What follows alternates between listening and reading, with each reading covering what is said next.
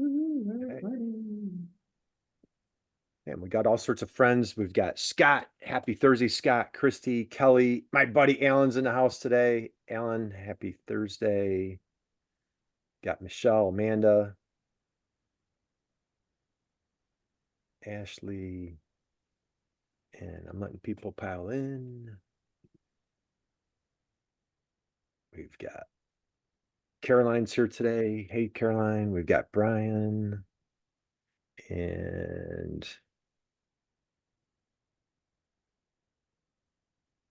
Buddy's joining us. Okay.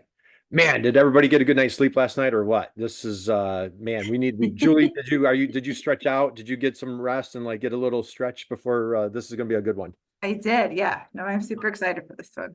Awesome. Cool. Okay. You know what? I'm letting people in. My name's Kurt Anderson, and we're at time. I like to be prompt for those of us that, people that show up at the top of the hour. Julie, do you want to kick things off with a little intro? Sure.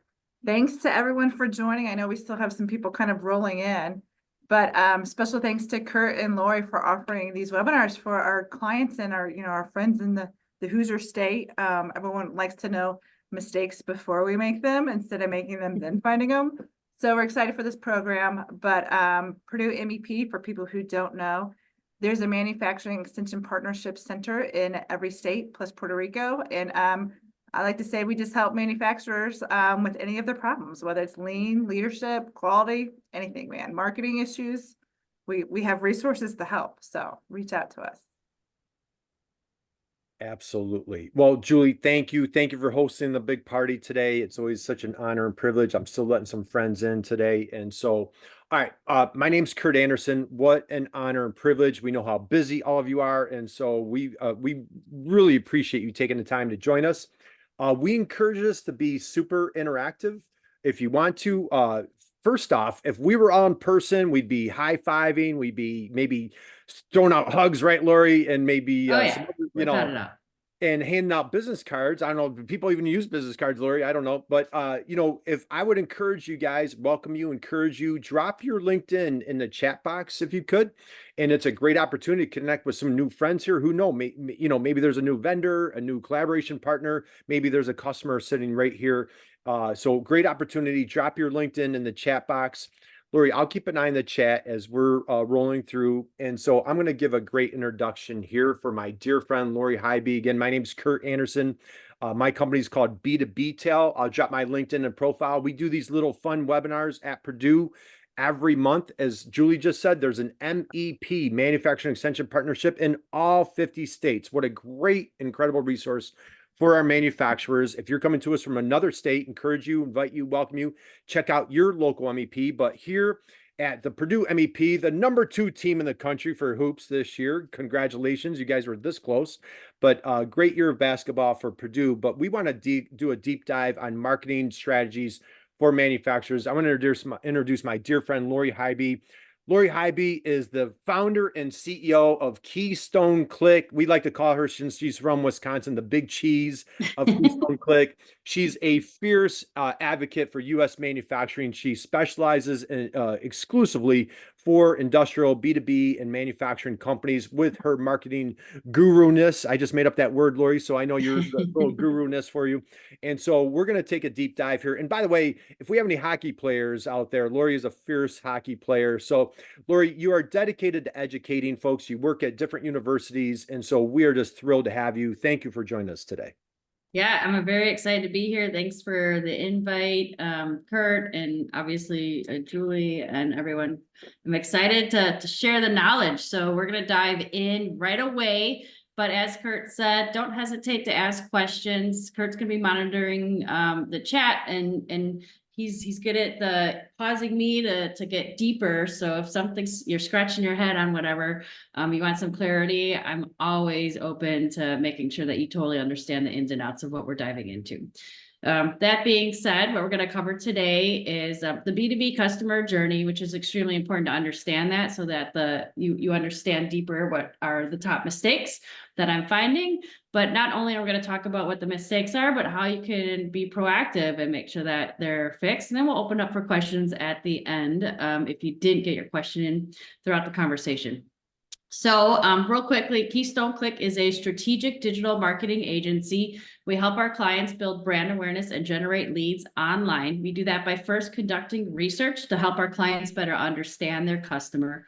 We take all the data and the insights we collect, build a strategic plan, and support the full implementation of that. Website, social media, paid advertising, media production, and marketing automation. I knew there was another one in there. Me, Kurt did give an awesome intro. I also host 2 podcasts. One is called Social Capital, where I interview professionals globally on the topic of networking. And then the other one, I co-host a show called A Broadcast for Manufacturers. And it's myself and 2 other broads, and we talk broadly about manufacturing. Great show. We're actually about to have our 50th episode go live very soon. Super excited for that. Right there on that slide is a picture of my dad. He worked in a tool and die shop when I was growing up, and has always been in the manufacturing space, and that's where my love of manufacturing came in to be. So I have great memories of walking in and just seeing how things are made, and I love telling that story and helping other manufacturers really do that. And as Kurt alluded to, I've been heavily involved in the teaching space for quite some time. I was an adjunct professor at the University of Wisconsin-Milwaukee for many years, and now I teach for a national marketing organization called Agency Management Institute. I teach a handful of workshops a year for them, along with wherever Kurt pulls me in. I'm a big advocate of education, but also encouraging you to share what you're learning with others. So if you want to take a screenshot of something, post it on social media and share what you learn and kind of that aha moment, feel free to tag us in it.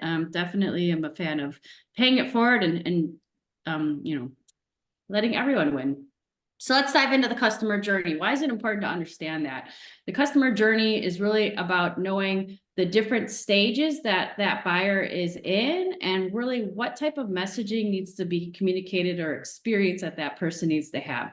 So the customer journey that we fleshed out is in 5 different stages: awareness, consideration, action, experience, and advocacy. And we're going to kind of dive into all of those.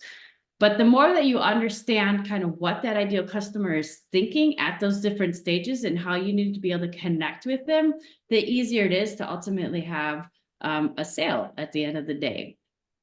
So the first stage is awareness. And really, it's important to make sure that your ideal customer understands who you are and what solution you're able to bring to the table for them. So it's kind of just casting a really big net saying, hey world, this is who we are. And then when they're at that stage of, I need to start making a decision, this is where you want to make sure that you're nurturing and providing valuable insights that are going to really focus on establishing that trust. So that's easy for that ideal customer to say, yes, I have options to pick from, but this is the company that I want to move forward with. And then action. At the end of the day, you have to make it really easy for that customer to decide how they want to move forward working with you, whether it's signing that contract, adding something to a shopping cart, whatever it is, you want to make it easy for them to move into that taking action phase. And then oftentimes people think the customer journey kind of stops and is only focused on the sales side, but we have to deliver an amazing experience as well, because that's going to create brand loyalty for your customers. That's going to have that repeat business. But also we want to get to the point where that customer becomes an advocate of your brand. And so making sure you're delivering awesomeness throughout the entire experience gets them to be an advocate. So when someone says, hey, do you know anyone that does X? Your brand is the one that shows up at the top of their mind, and you're getting the referrals. That's where advocacy is extremely important. And I find a lot of people tend to focus more on the front end, which is the sales side, and less emphasis on the nurturing your current customer relationships and turning them into brand ambassadors for you. That being said, let's dive into this. So I've been in marketing for over 20 years. I've worked with Fortune 500 companies. I've worked with small mom and pop shops. There's definitely trends that I've seen, and all stretches are making these mistakes. So it's not just the little guys. It's not, not just the big guys. It's all of them. But knowing what these mistakes is gonna help elevate you and reposition you in a better spot than your competitors. excuse me, mistake number one, the self-centered website. I'm sure Kurt's going to appreciate this one quite a bit. A lot of times, and this is catered a little bit more on the manufacturing side, obviously, but I see a lot of manufacturers' websites where they're just talking about themselves and there's no clean flow or organization. There's a lot of big mistakes specifically on the homepage. They're just saying, this is what we do, or this is our list of equipment that we have, or look at our really big building. No one cares about that. At the end of the day, what they care about is, can you solve the problem that I have? They don't necessarily care about the equipment unless they're educated enough to know this equipment is going to solve my problem. But more times than not, they're just worried about, can you solve this problem that I have? So how are we going to fix this? First and foremost, focus on that problem. Make it very clear and obvious for someone that's visiting your site to really understand that, one, they're in the right place, two, you understand their pain, and three, you are ultimately the solution for that. So oftentimes when I look at a website, I do what I refer to as the billboard test. So when you're driving down the freeway, you see a billboard, you basically have 7 seconds to capture someone's attention because you're driving. Same thing's happening on a website. If someone clicks on a website, they look at it, 7 seconds goes by, they're not finding what they're looking for. They're clicking the back button and finding something else that is hopefully going to be the solution to their problem. There's 3 certain things that I look for in this billboard test. One, is it clear and obvious what it is that you can do? So are you getting to the point right away? In this example here, I put this statement very big and bold: short and long run metal stamping with 6,000 pound capacity for aerospace, hardware, and medical industry. It is very clear and obvious what this company does, who they do it for, and what their capacity is. The second is, what is the proof that you have that you can actually do this? So, and we'll talk a little bit more about this, but this is other clients, case studies, testimonials, industry recognition, organizations, excuse me. That's the proof. And the third thing is it clear what the next step is that I should take in order to start a conversation with you? And that's where schedule an appointment, request a quote, whatever it is. Those 3 things are vital and should be positioned on every single web page of your site. If not, they're going to hit the back button and find someone else that can solve their problem. All right, moving on to mistake number 2, ignoring email. And I'll admit, I have a love-hate relationship with email. My inbox is quite ridiculous. But that being said, it is a very, very, very important tool of your marketing strategy. You need to be focusing on building that list. And there's a couple of reasons for that. 3 in particular, and I hope I remember all 3 of them. 1, you have control around pushing a message that you want to be communicating to get in front of someone's in their inbox. Now think about this. People only open an email because of one of 2 reasons. 1, the sender, 2, the subject line. If you don't know the sender or they don't know you, the subject line has to be so enticing that it's encouraging them to open it. One of my biggest pet peeves is getting an email that just says like March newsletter. There's no information that's telling me what this is about and why I should open it beyond March newsletter. The only reason I may consider opening it is because of who the sender is, and they've already established that credibility and trust with me. So having an enticing subject line, that will help open the inbox. Reason number 2 why email is important.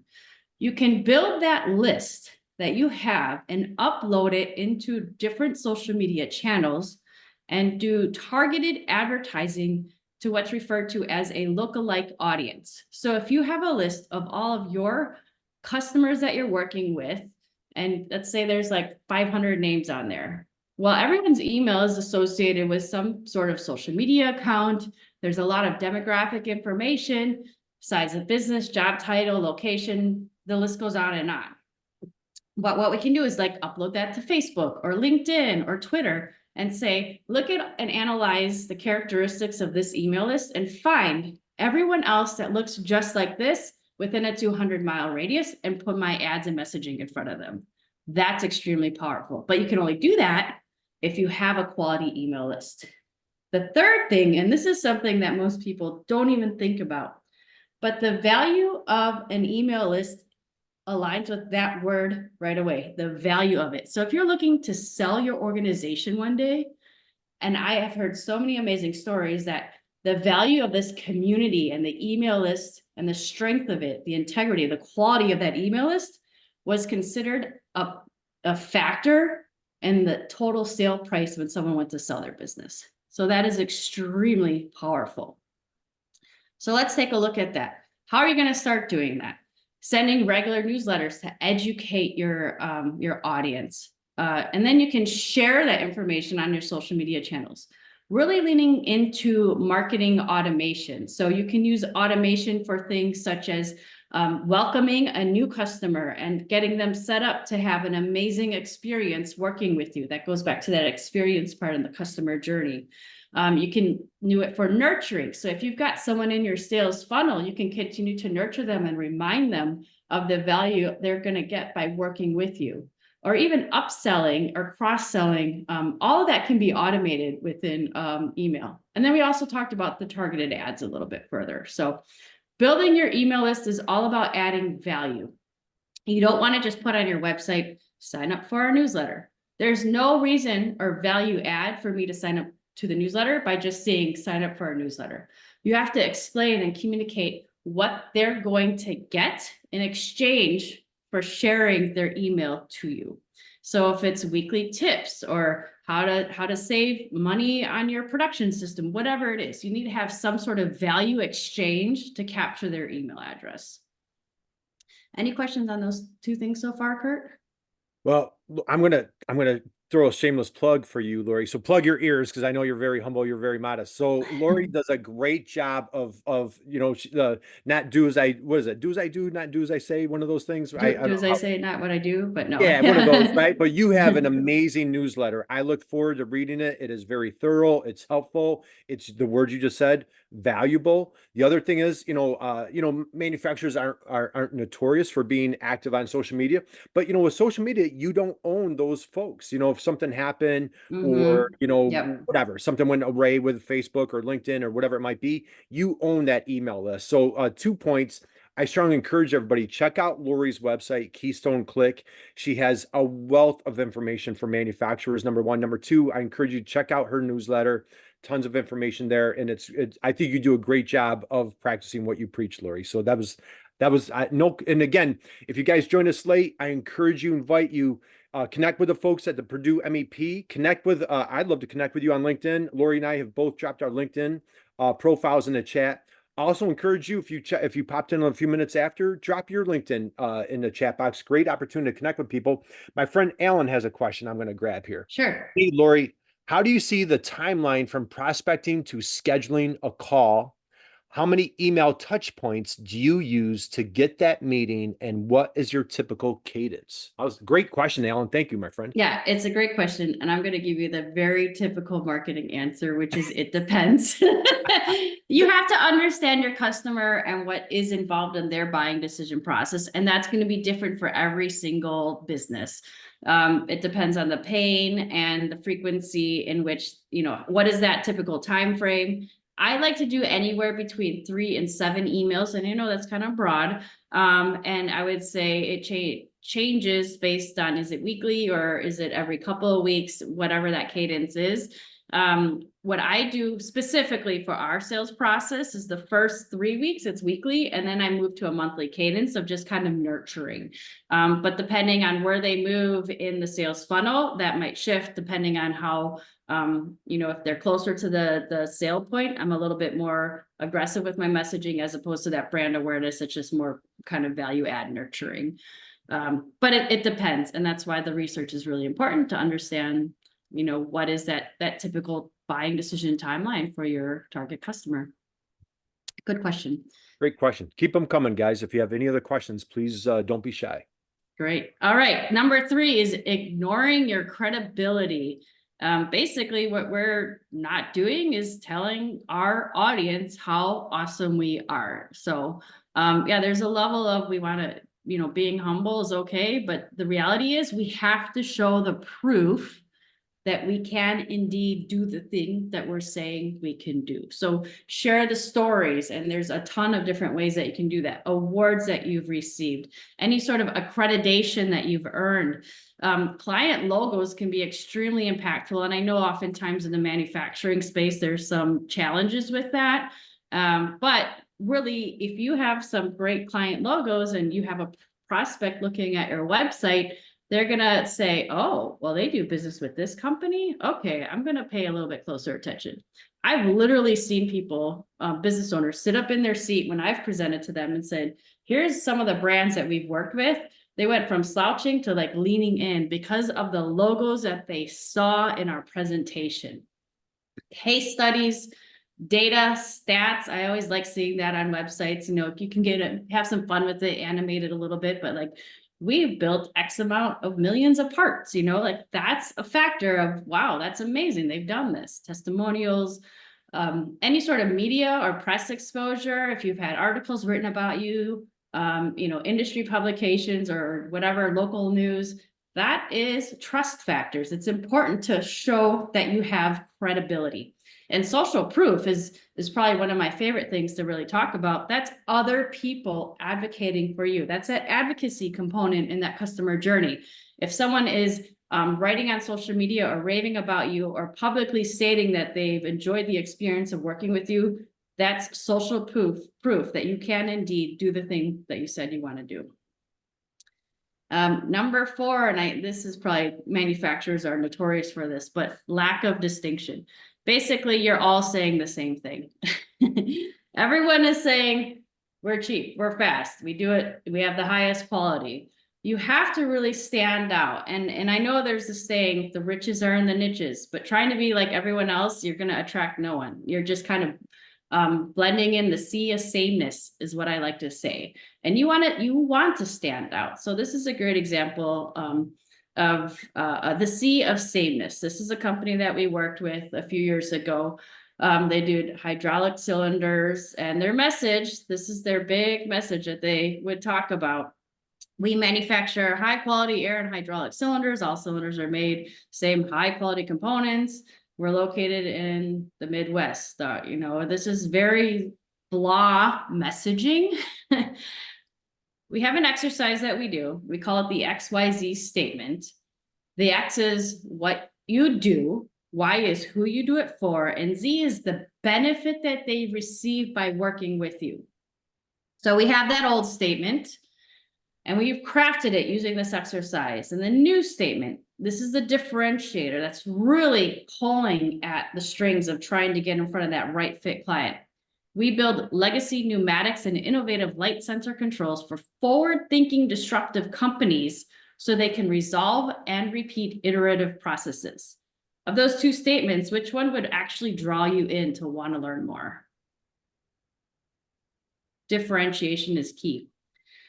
And the beauty here about saying who it is that you're working for, I mean, forward-thinking disruptive companies. So this company, when we did this for them, their website and whatnot, he actually decided to put that statement on his banner at a trade show, and it just pulled people in. Because if you're an owner of a company, you're like, I want to be known as a forward-thinking disruptive company. What do these guys got going on? The more adjectives you use, and I'm typically not a fan of overusing adjectives, but in this statement, if used correctly, you're going to really pull and attract the right type of people that you want to be working with. Take a screenshot of this, whatever you want to do. I can promise you this exercise when we do it with our clients is typically around an hour and a half, because it requires a lot of thinking and really getting clarity on what is it that we want people to know us for, who is it that we're servicing, and what is that outcome benefit that they get at the end of the day. This is a great formula for that elevator pitch when you need to just tell people in 30 seconds what it is that you need to do. All right, ignoring SEO. I know this is kind of Kurt's little ecosystem here. Lots of value add here. But at the end of the day, I see a lot of companies that are not putting the time and energy into SEO because it's a long game. They want that immediate quick win. And I know and I understand and I appreciate that, but it's very important. And actually it's becoming even more important with voice search and AI. Google is processing close to 8.5 million searches, probably more than that now. This was like last year in data point. The majority of that customer journey experience typically starts on Google. Someone has a challenge that they are unable to solve, so they go to Google. They type it in. They realize that was a broad search. I'm going to refine it a little bit. And then they're kind of looking at their options that they have. And this is, to really simple it down, like Android or iPhone. What are the pros and cons? We've all seen these types of articles, but you can do the same thing for yourself and your business. They're watching videos. YouTube is owned by Google. Create YouTube videos. It's going to help take over those search engine results page. They're asking their network for recommendations, and they're reading the reviews and the experience that other people have had working with you. And all of that starts in Google. So it is definitely a mistake if you're not taking the time to invest in your SEO. So some things to think about. Definitely being proactive on this. Stay educated on this. And Google is constantly changing. They just came out with a major update last month where because of the depth of AI content that's being created, they want to reduce low quality and unoriginal content in their search engines. So you're going to see some drops if all of your content is generated by AI. And I know that's a whole nother topic and a whole nother presentation if we want to go down that path. But it's important to know that Google's looking at really closely focused on, they don't care if it was generated by AI. Is it valuable educational content that's going to help the searcher's problem that they've entered in? So that's the type of information you want to be showing up for. Knowing the language that your audience uses. This is a big mistake that comes into play here, is that internally you have your own, language that you use, and you assume everyone speaks the same language and talks about your parts and your services the same way you do. But the reality is they don't. So I'm a big advocate of doing customer interviews so that you can hear the specific language that they're using and the words that they're using. Therefore, you can put that messaging into your content, which is going to help you show up in the search engine results. Another big mistake to avoid is trying to keyword stuff all of your words on one page, where the reality is you should have one key phrase dedicated per page on your site. Because at the end of the day, when there's a query that comes in, someone's typing something into Google, it is one page that shows up. So you want to dedicate that strategy for one keyword or one key phrase per page is what you should be focusing on. All right. Mistake number 6, not integrating traditional and digital marketing. I see this happening a lot where companies are kind of siloing what's happening in the traditional sense and the digital sense, where the reality is this could be a very powerful marriage if done correctly. Traditional is brochures, trade shows, your print publications, any direct mail, kind of in-person, tangible type of experience, where digital is obviously what's happening on the screen, your websites, your blog, social media, email, all of those components. So let's marry those together instead of separating them. You can use QR codes on your printed material to drive people to learn more about something, get some additional information, leveraging online sign-up forms where you can then send them something to touch, some snail mail information. Cross-promoting the advertising of in-person events online and online events in person. I mean, a lot of these things very, very helpful. You want to make sure that you're sharing your cohesive message across all spaces, both digital and traditional. Number 7, ignoring free online resources, which is referred to as reputation management, threw in the little mismanagement here, but not taking advantage, especially of Google My Business profile. So Google Business, again, this is owned by Google. If you use it, the more information that you're giving Google, the better at the end of the day. You want to make sure that you're properly optimizing your profiles so that when someone's going to Google, it makes it easy for Google to say, oh, this is the answer to your question. Here's the company that I recommend based on your query. If you're part of any chambers or associations, more times than not, they have these fields available to you, these profiles or these directories. Definitely maximize that. Fill out every single field that's available to you. It's going to help elevate your position in the search engines, in the directory, all of those components. So for example, Google Business, business hours, the services offered, how they can contact you. And actually, Google My Business can function kind of like a social media channel where you can actually craft posts that are published so that when someone searches for your profile, it will display kind of like an actual post that's happening. And also Google reviews, extremely important. So right here, if you log into your Google Business account, they have a little call to action that says, obtain more reviews, like sending a link to people that you know love working with you and are advocates of you. Encourage them to write a positive review for you on Google. People will go out of their way to write a bad review, but you have to ask to get that good review. Hey, All right, Lori, yeah. Lori, real quick, couple tip right there on reviews. I was just going over this. I first off, this is just pure gold. I couldn't love what you're presenting here more. So if this is new to anybody or just like this is just such a great tip right here. Google Business Profile, it's free, and a great way to get reviews. Give a review. Mm-hmm. That is a wonderful way. And I wanted to segue back. You mentioned like, say a lot of manufacturers struggle, like, Department of Defense or, proprietary clients don't Yeah. want to say anything.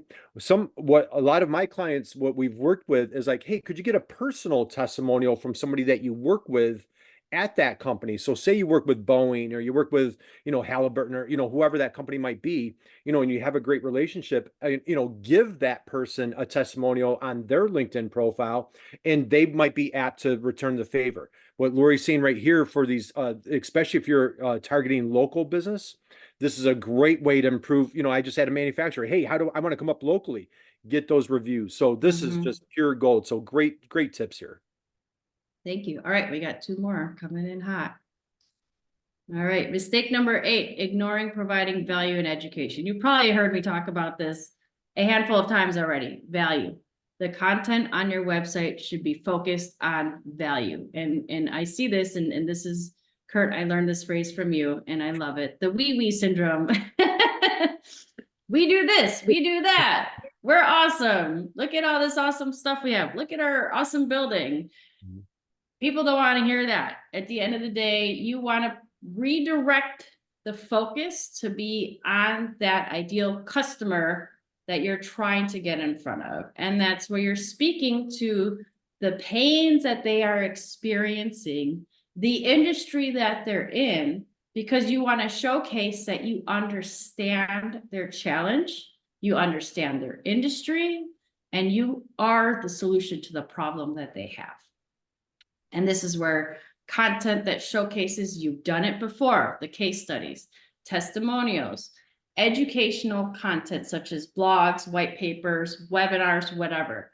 The more that you are adding value and helping them make that decision, the closer you are to establishing that trust to the point that there is no other alternative, they are going to hire you to work with. All right, number 9 here, dismissing social media as a fad. And I know there's back and forth. Manufacturers aren't on social media. I disagree with that. I have lots of I met Kurt on social media. It's not going away. And I see companies say, okay, well, we create an account. We're on Facebook or we're on LinkedIn, but they don't post anything. They have followers. And this is always a little irk of mine. A follower is basically someone raising their hand saying, I want to hear from you. If you have followers, that's amazing. Now give them something. Give them something of value that encourages them to want to continue to hear from you, to establish that trust to a degree that they're ready to, when they are ready to buy, there's no hesitation, they're moving forward with you. Yeah, so definitely identifying where that is somewhat of a challenge, and heavily that's where the research comes in and understanding your customer. But you want to be in the spot that your ideal customer is hanging out. You want to be posting consistently, even if that means once a month, which I think is a little too too low of a number, but at least you're doing it consistently and you're going to be showing up. I refer to that as like the keep the lights on social media. You want to make sure you have a consistent and cohesive message that aligns with your brand and is communicated across all channels. So whatever you're saying in the traditional sense is also being communicated in the digital sense. Focus on adding value, educate, be a resource, help them make that intelligent business decision because you're providing the information they need. And I often say, just start with the FAQs. What are the questions that people are asking? More times than not, other people are asking those same questions. So you should be the one providing the answer publicly. And make sure your profile is properly optimized.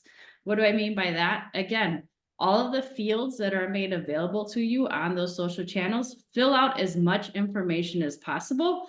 That's going to help you show up whenever someone's using like LinkedIn and they use it as a search engine. More, they're not just connecting with people, but they're searching to find information on these tools as well. All right, last one here, not investing in marketing automation. I mean, with AI and these technologies, there's so much opportunity to create efficiencies. So instead of repeating the same labor and time intensive tasks or missing tasks because of that redundancy, or recreating processes over and over again, we really want to lean into automation. So you want to start by what are those repetitive tasks from a sales standpoint, a marketing standpoint, communication standpoint, and how can we leverage automation to create that efficiency so that we can be more human, is what I like to say. Let's lean into the technology so we can have more of those face-to-face conversations with our prospects, but then leveraging the tools to nurture those opportunities and still provide that valuable information. Same thing with AI. One of the things that we're starting to see a lot more happening is leveraging AI with a chat bot on your website.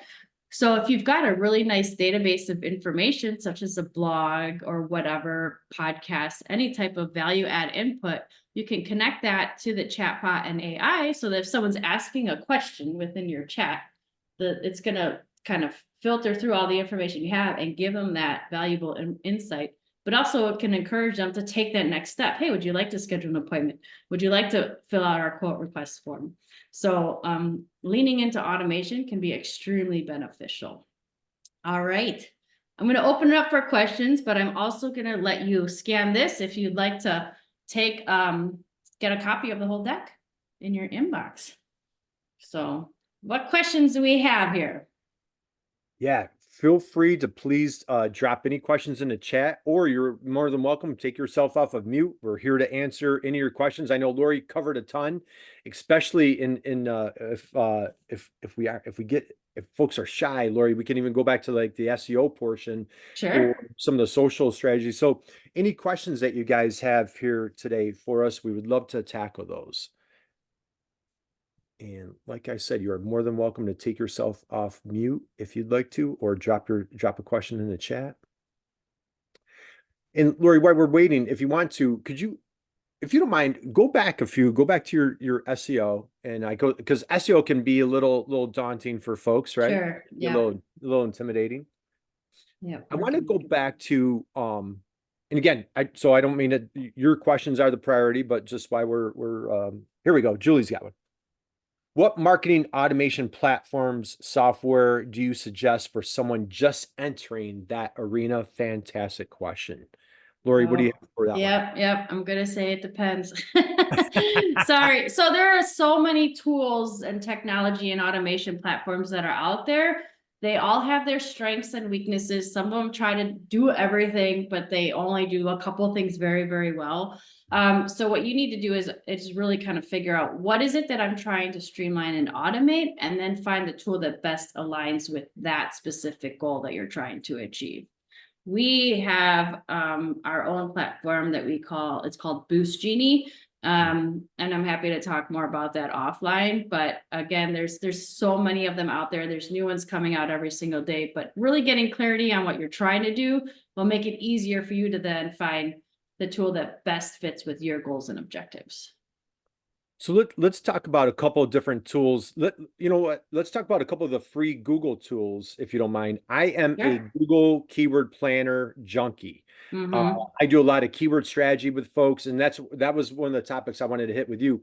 Yeah. So if that's new to you, I welcome you guys. Jot that down. Google Keyword Planner is completely free, and it's just a really fantastic tool to kind of brainstorm for keyword strategies. Now, if you want to if for our friends out there using AI or chat, if you're looking for a shortcut, put in the chat, say, hey, what would be great keywords for CNC machining on Tuesdays, or, whatever Lori, throughout the riches are in the niches, but think, whatever service, whatever superpower that you have, you can use Google Keyword Planner, use Chat GPT. But Lori, you made a great point. A lot of times we are so married to our solution, but we're not thinking. And I think you and we did a little jam session on Friday, and Mm-hmm. I might have covered this a little bit. I wanted to hit that. So I have a pop quiz I like doing at our presentation. I don't know if you remember this one. Do we have any coffee drinkers out there? Are you guys any can I see a show of hands? Who is right? Okay, I see. Amanda's the only one that's showing her camera. Amanda, happy Thursday. Thanks for joining us. Happy Friday Oh, Eve. Buddy's Buddy, raising his hey, hand. Buddy's back. Buddy's been on the program before. So I'm going to make an assumption everybody here is a coffee drinker. So like when you go through your favorite coffee, whatever, right? Lori, have you ever touched that little cardboard thing that goes around the cup? Mm-hmm. Right. Amanda, you guys have touched that, right? And I think I might have done this to you guys, Buddy, you might have heard this one before. But does anybody know the name of that little cardboard thing that goes around your coffee cup? Does anybody know the name of that? I have no idea. Buddy, did we cover this at the last jam session you were at? I don't know. No, Amanda, you're talking like the sleeve around it.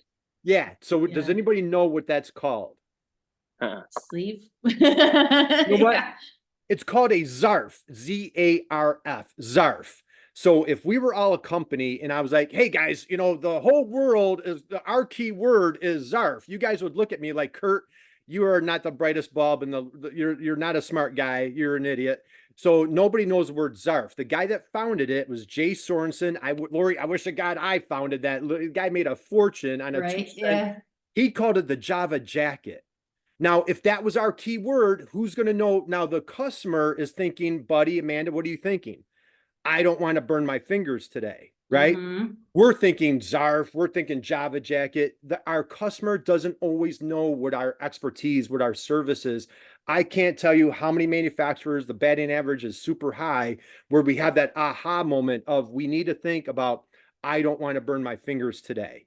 Or I have a runny nose. I don't know what a tissue is, so I don't know how to Google tissue. So we Yeah. want to think about the solution. Lori, why don't you chime in a little bit? I know you do a lot of that work with your clients. Yeah, it's it's as simple as what is that pain or challenge that they've experienced. And it could be different for multiple customers. It could be the same end solution, but the more that you understand that challenge, and that's how that searching happens, is they're going to Google saying, how do I not burn my hands on a cup of coffee every single time? And that's just like really high level, really broad, because we don't know what those exact words are. We don't know what it's called.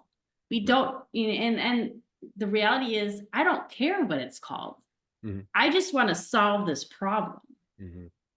People search based on the problem that they have because they're trying to find a solution. They're trying to get educated on what those options are. And that's why I'm a big advocate of creating content that's educating your audience. Absolutely. And I tell you, and Lori, we've done a lot, we were doing cohorts together a couple years ago, and our tagline is, how do you out teach the competition? And that's what we try to preach with our manufacturers. Mm-hmm. Like, hey, you can spend money on advertising, you can do this, that, the other thing, but why don't we just be fierce educators, just like our dear friend Lori is? And, and just what we're doing here today. We're at a university, we're at, top engineering school in the country, and we're just working all together in a community setting of like, how can we help educate each other on a topic? As a manufacturer, if you could just dedicate yourself, get out there. I was on a call with a client yesterday. One word that I would love for everybody to eliminate from your vocabulary, Lori, assume, right? Mm-hmm. We're going through like that keyword strategy, and we're going through content on their website, and they're like, oh, well, our buyers know that. And they know. I'm like, man, all right, let me put assume back into the vocabulary. Let's assume that they know nothing. Let's assume that they just, fell out of the sky, landed on the planet, and just started the job today, Yeah. and they don't know your products and services. My wife's a preschool teacher. Let's talk to them like, like a 4 or 5-year-old. I'm not to insult them or be disrespectful, but let's not assume that they know the expertise that you have and just pour that expertise to help educate them. So I love what you're saying.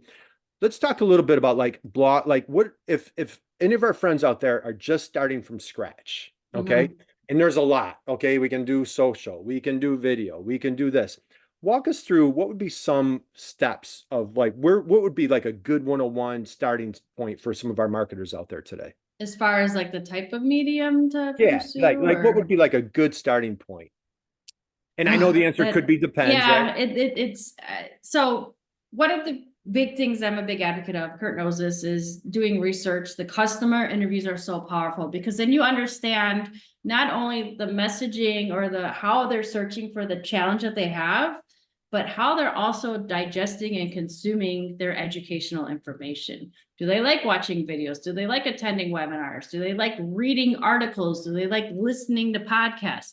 The better that you can kind of understand and get inside the head of the ideal customer, the easier it is for you to focus on the type of content that's going to be easily digestible. That being said, I am a big fan of going big, like this webinar, which we recorded, which we can now pull the transcription, craft a blog post out of it, take the video, make short little snippets and post that on social media. I can also turn this into a LinkedIn newsletter or an email newsletter that I'm going to send out. I could also go traditional with it, take that written or transcript and then make it into a pamphlet that I hand out, like 10 biggest mistakes that I see in marketing. So starting with one mega piece of content and then kind of slicing and dicing it and redistributing it into a lot of different channels is an efficient way. You don't have to recreate from scratch every single time. The other thing I could do is pull the audio from this recorded webinar and publish that as a podcast episode too. So one big meaty piece of content could turn into like 100 little pieces of content. Right. Absolutely love that. And so what Lori's kind of laying out there, Lori, repurposing, right? How can we just be as efficient as possible with our time? And just for another plug, so next month, we do these webinars every month. So next month I do a ton of live streaming. And so we have a live stream show. It's called Manufacturing E-commerce Success. I know a couple of you have popped in and caught it. Lori was just my guest on Friday. We were promoting this webinar. And why I personally love live streaming, it is just so efficient. I'm a solopreneur. I'm a one-man band, and we put out just an enormous amount of content and use exactly those strategies as Lori just described. Lori, for your team, you guys put out a ton of content yourself. Again, practice what you preach. Talk a little bit about, and I want to be mindful of everybody's time. I know we've got another minute or two. Just share a little bit about like how is your internal team's approach with content strategy? Well, again, it's understanding the pains that people have. So we do our own, we practice what we preach, as you said, doing our own research and figuring out how are people searching for the challenge. And it's not like, how do I do social media? It's how do I get more customers to my business? How do I increase sales? So those are the challenges that people are coming to us with. Or how do I get more people to understand what we do or even that we exist? So it's and then we build a whole content calendar. We look at the whole year. We have quarterly content arcs is what we call it. So there's like a overarching theme for the quarter, and then we create a monthly webinar that aligns with that theme. We create blog posts that align with the webinar and social media content and newsletter content that again align with the big webinar. So we plan really high level. This is the theme for the quarter, webinar, newsletter, social posts, kind of all fits within that ecosystem. Yeah, love it. And again, I encourage everybody, go to Lori's website. It's Keystone Click, sign up for her newsletter. Great value. You do a thing, what I was asked this week. I think you post that on LinkedIn every week. Every Friday, yeah. Every Friday, you have your podcast, the broadcast, which is just amazing, you and two other folks. So I want to be mindful of everybody's time. Are there any, and again, please don't be shy. We love diving in. Buddy, what do you have for us, my friend? Yeah, is there any value of creating kind of a scarcity to this content so people join live? So like, for example, I did a webinar a couple weeks ago we decided to post it, email it out to as a campaign, put it on our socials. But is there value of keeping that to hopefully drive engagement live?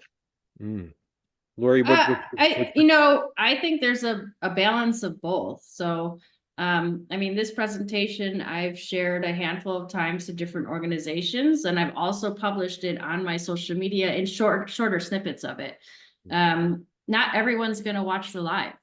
And, there's nothing wrong with repurposing content. And we know the social media algorithms, oftentimes only like 3% of your audience actually see it that one time. So posting it again could be a completely different set of 3% of your audience that's seeing it. So I would do all of the above.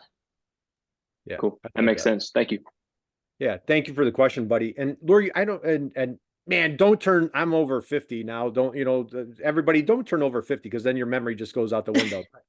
You and I were talking on Friday, and so we're, being in the B2B space, it really, LinkedIn, it's hard to, everybody should probably be on LinkedIn in some capacity. There's a great little thing, and I can't remember if it was you and myself that were talking about it on Friday. There's a newsletter that you can do, and it's free. It's completely free. And what LinkedIn does is they automatically send it out to your entire network. Yeah. And other folks that I've talked to that do that newsletter, the batting average is off the charts of people that accept it. And so, buddy, to your point, or for everybody out there, and even if you have a smaller audience, it's free and it's just a great way. And if you take Lori's strategy, hey, let's repurpose. We did a webinar, we did a live stream, we did a podcast, we shot a video, and now we're going to get the transcription. And now we're going to do this, put it on that newsletter. I've been getting a lot of positive feedback from, so Lori, what I do, you were on my live show on Friday. I then add that to my newsletter. It goes out to my entire newsletter, and we've had some real positive feedback from that. So anyway, there's, as Lori's mentioning, automation. There's a lot of free tools out there. We mentioned Google Keyword Planner.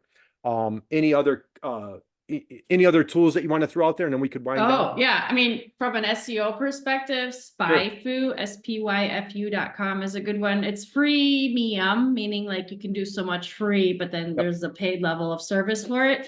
But what's cool about that is you can type in your competitor's website address and kind of see what keywords they're showing up for, which is really nice. Nice. So, as Lori mentioned, Google Business Profile, Google Keyword Planner, get active with Google Analytics, Google Search Console. So, there's a lot of those free tools out there. Be mindful of, chat, or are there opportunities to take advantage with AI? And, again, I don't want to keep everybody or just keep going. Are there any other questions that you guys have? Love to tackle them. And if not, we could start winding down. Right. Well, I'm going to ask everybody if you've been hanging out, sitting down, great opportunity, maybe stand, stretch, and you could give a huge round of applause for Lori Highby for absolutely crushing it today. Just what a gem she is. Lori, thank you. You know how special you are to me. I won't go there today, right? I know where you're thinking. I'm just teasing. So anyway, I encourage you guys, connect with Lori on LinkedIn, follow her at Keystone Click. I'd be honored. I'll probably try to connect with you guys if we're not already connected on LinkedIn. I have my LinkedIn in chat. Would love to connect with you. Lori, parting thoughts, words of wisdom, motivation, inspiration that you want to leave everybody with today? Oftentimes people are afraid of getting started. Just do it. It's going to suck the first time, but the more you do it, the better you're going to get at it with anything else. So just do it.